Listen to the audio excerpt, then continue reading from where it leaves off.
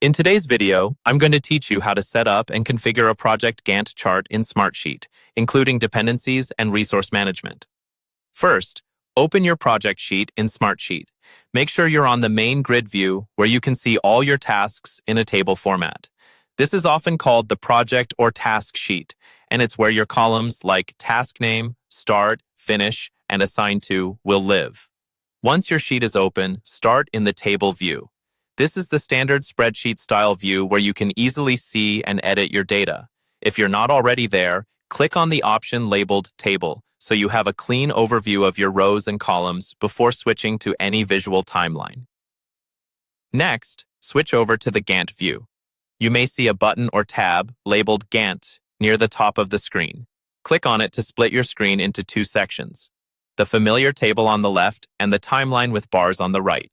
If you're prompted again to confirm Gantt view, click Gantt a second time to make sure that view is fully enabled. With the Gantt chart visible, look for the Gantt-specific options near the top or within the toolbar.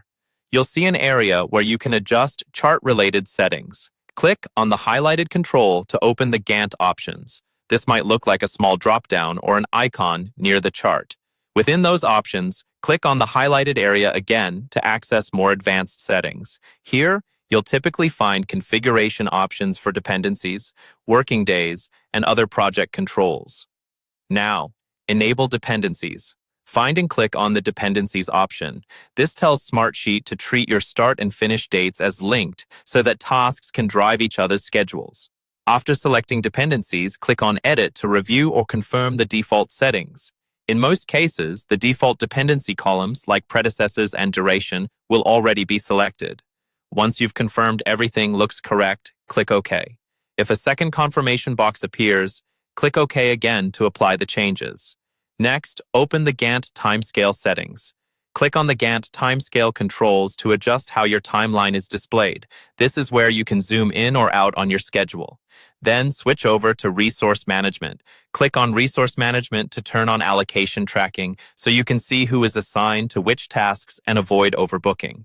Finally, click OK to save and apply your resource management settings. You now have a properly configured Gantt chart with dependencies and resource management ready to use in Smartsheet.